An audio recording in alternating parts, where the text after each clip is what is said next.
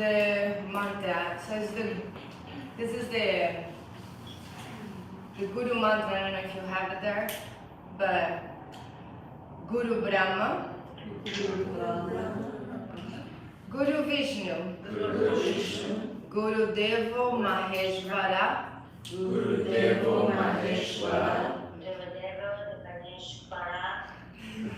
Guru Sakshat,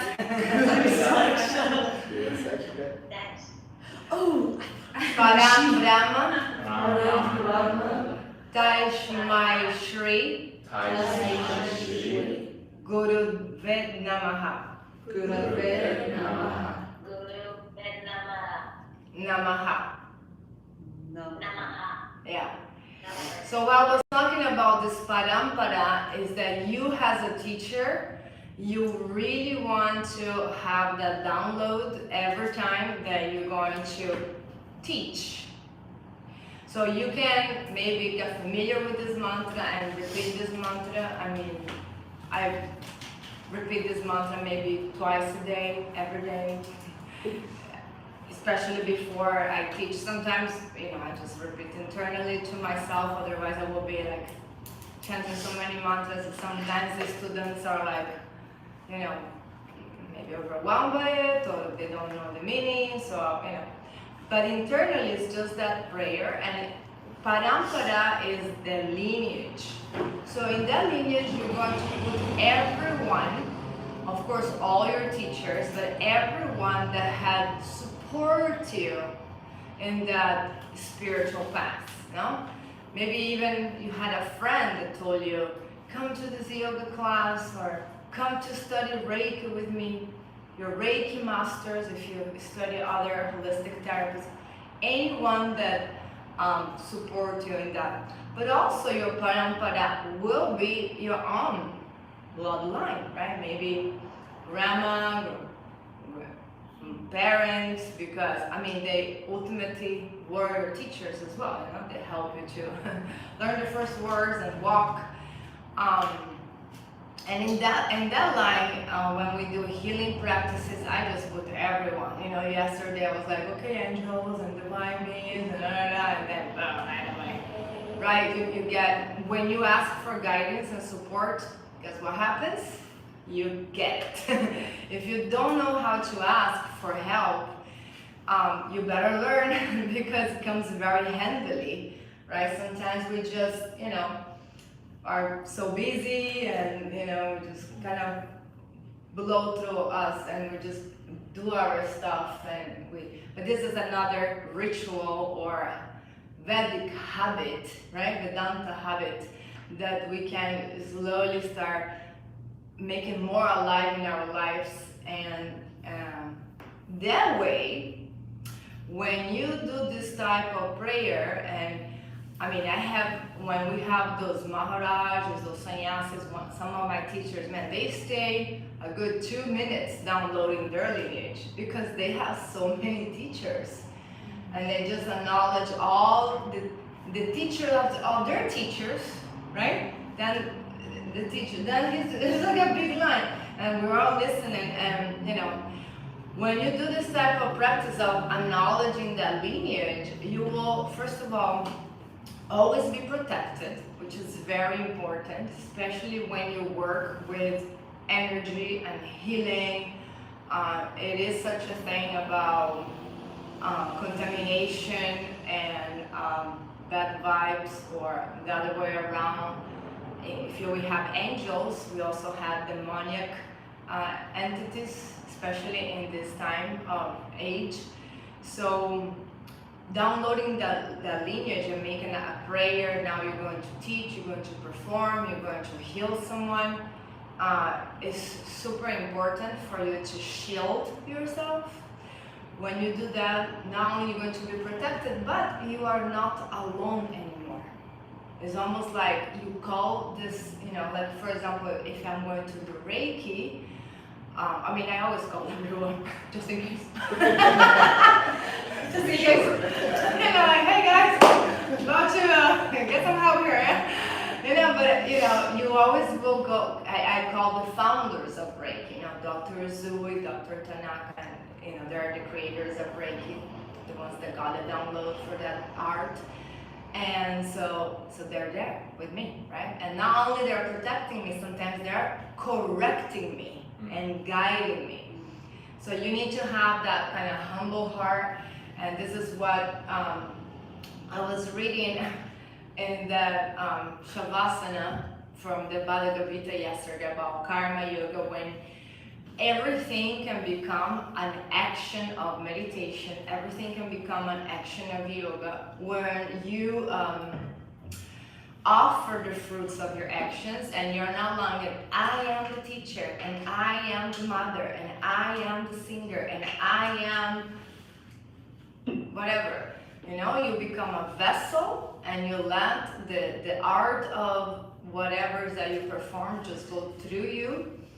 And you just basically very humble. You're like, okay, use me to whatever is that, you know, for the benefit of all beings, right? For the benefit of all sentient beings, you know, for myself, for the receiver, and for the whole community. And again, so asking for help, asking for guidance, taking, you know, a few seconds, a minute, to go through that in your mind, your heart, will magically to the quantum physics world bring their spirit with you.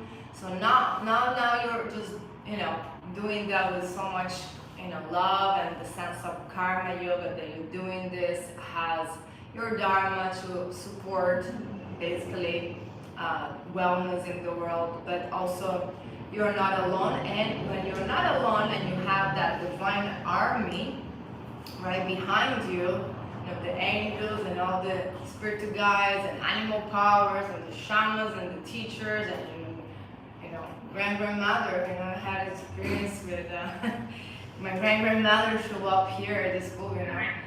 So it's, I mean, Here. yeah. So that was very interesting for me because I never had an experience like that. We were doing like a healing course, which I was not a teacher, was another teacher called Anatomy of Healing. This is a funny story. I love funny stories. So they were doing the course, you know, it was 4 days learning this technique called Anatomy of Healing. And once they finished the course, the teacher told me, well, now they're finished, now we need bodies so they can perform their healing techniques and practice. Now it's always like that, and even in the Reiki we learn and we practice.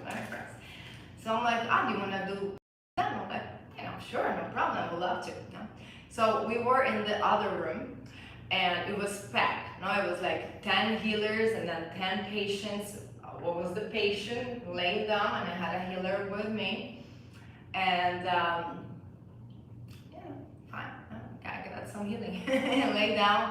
And then the teacher said something about a blue pearl, visualize a blue pearl. I'm like, yeah, visualize a blue pearl, like here, fine, no problem. And then she said something, it was like a fragment of seconds, okay? So she said something about visualize now a red pearl, and red pearl, a red dot, you know. And then the healer put her hand on my pubic spot, down there, you know.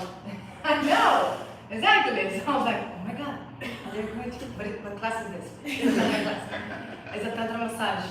They're going to touch my G-point. Oh my God, what is it happening? Right? Exactly. And so I'm like, keep it cool, keep it cool, keep it cool. I got an image too. I'm cool. It's okay. And just touching me there, the red pearl, get it? I mean, exactly that, right? I know, it's kind of funny. So I was like, inside myself, I was like, what the hell is happening here? So it was like, again, fragments of seconds. She said, visualize the red pearl. The girl touched my yoni, and then the teacher said, invoke your ancestors And that was the hologram of my grandmother in front of me. I swear, I was like, Grandma. Now this is the mother of my grandmother, which I never met. I only have seen black and white pictures. She's in the other room. And anyway, the lights are going crazy here. I think you should see her. So I only have seen a black and white picture of her. And my mom has her grandmother in her altar.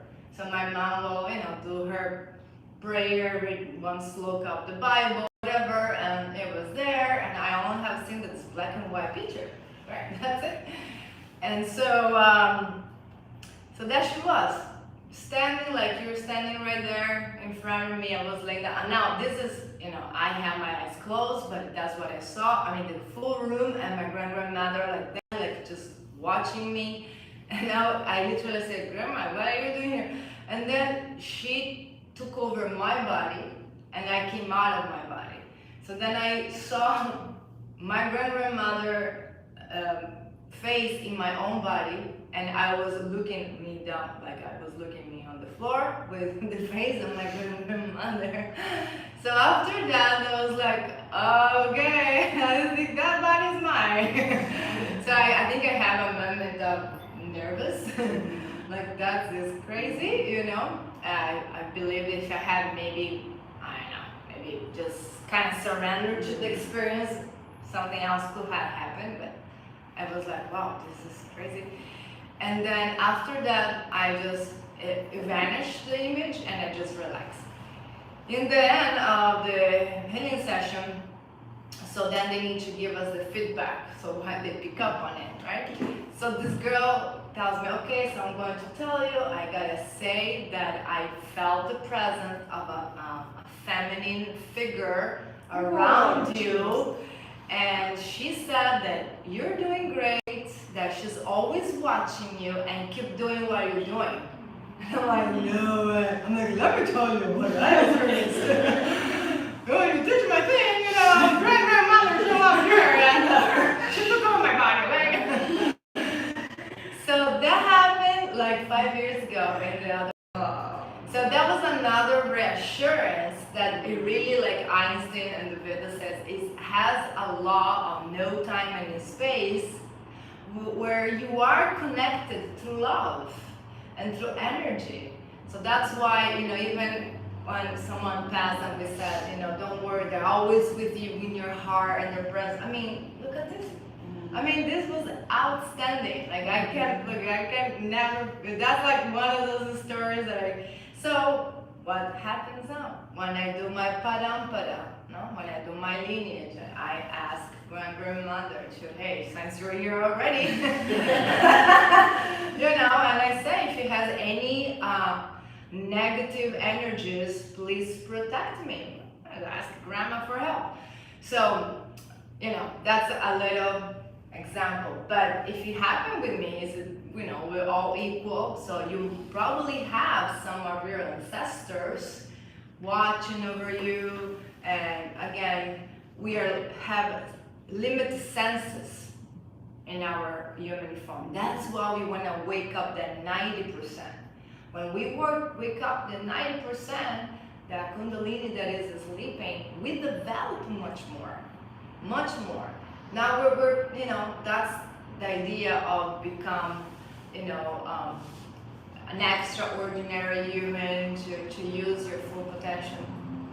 In India has children that, they're indigo childs and they already come upgrade on their software, let's say, but they're developing them.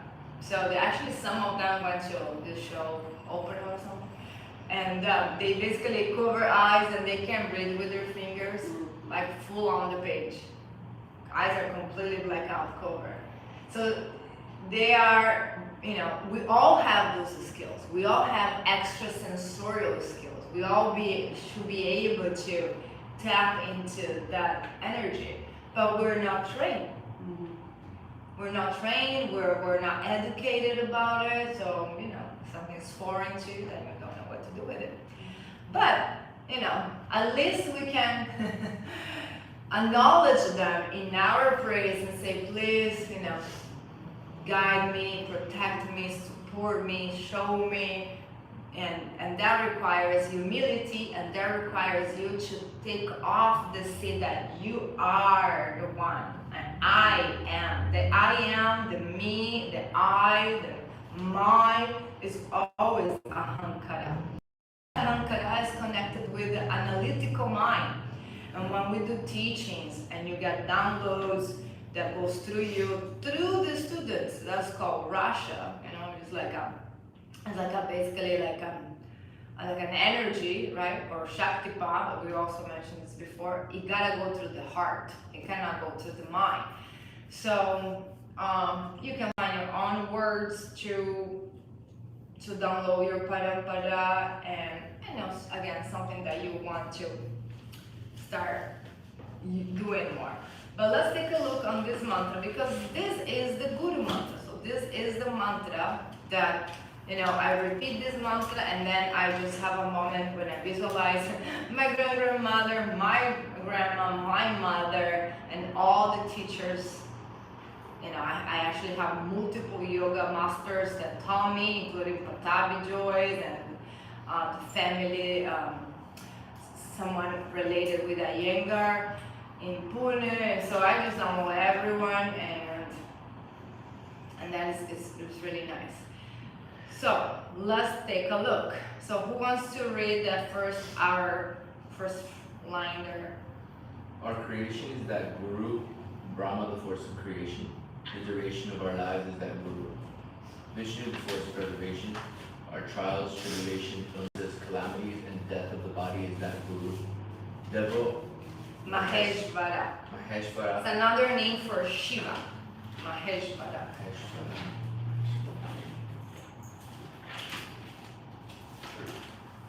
The force of destruction or transformation. There is a Guru nearby. 1 second, what page? 398. 398. 398.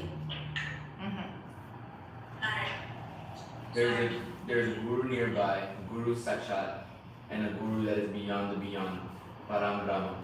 I make my offering, tasmai, to the beautiful shri, remover of darkness, my ignorance. Guru, it is to you I bow and lay down my life. Namah.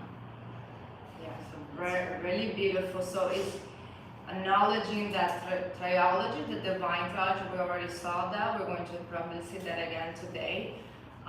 Brahma, the creator, Vishnu, the preserver, and Shiva, the destroyer, transformer. And what that means, and how can we, again, see the teacher in all forms. So let's continue. Someone else wants to read? Guru is the remover of darkness. Gu means darkness, and Ru means remover.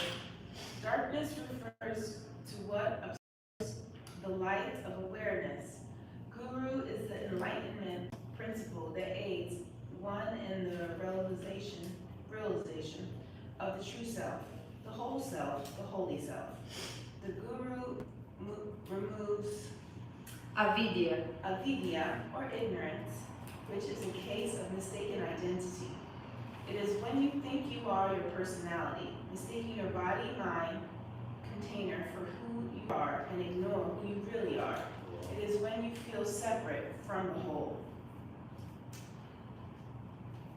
By reciting this mantra with a sincere heart, you will see that the power that enlightens is all around you at all times. The mantra asks for the ability to see the Guru in all names and forms, and even to acknowledge, love, and serve the Guru who you cannot see, who is beyond all visible forms. The Guru is your own self, the inner guiding light. Your own birth, the creation principle, holds within it the potential for enlightenment. This would include your parents, your day and the place of your birth, and all the circumstances surrounding your birth. Many people find it difficult to recognize a Guru in their parents. Many of us spend a lot of time complaining about the bodies we have been given by our parents, and blame our parents for the difficulties in our lives.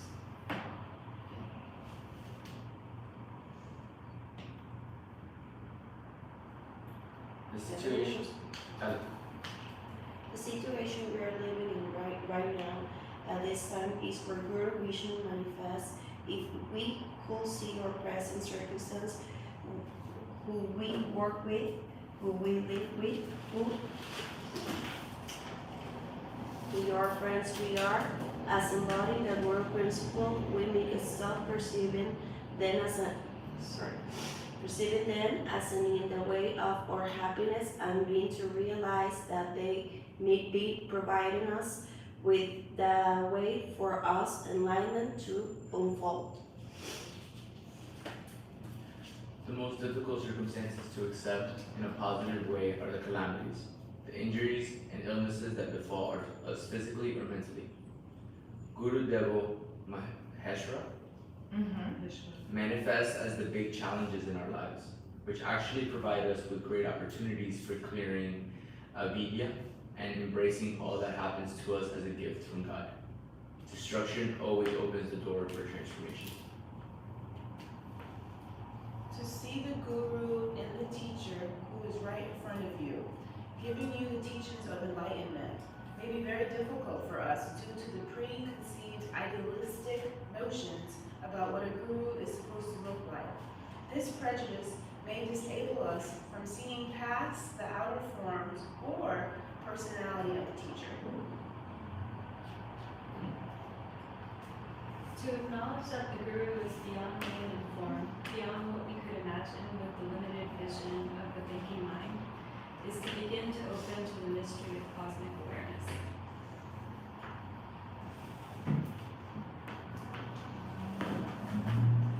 The most potent prayer is the last line of the mantra, in which we ask to have the good sense to be humble enough not to miss our chance to recognize the Guru when they do appear.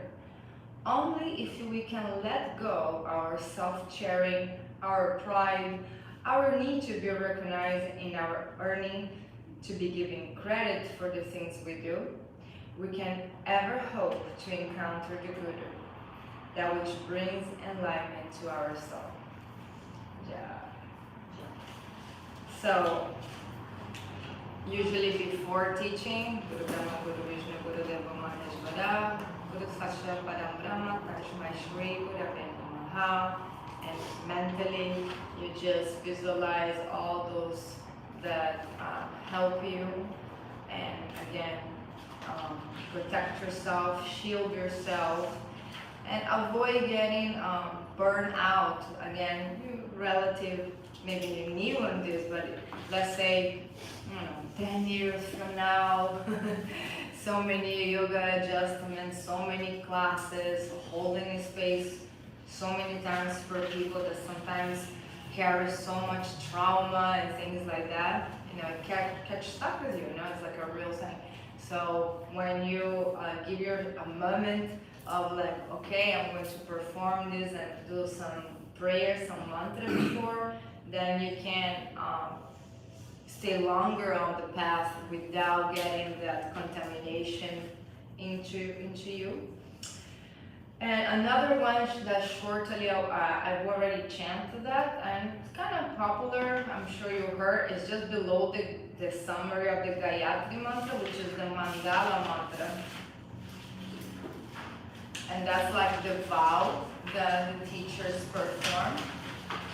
Sometimes I also just say it in the beginning. It's 393.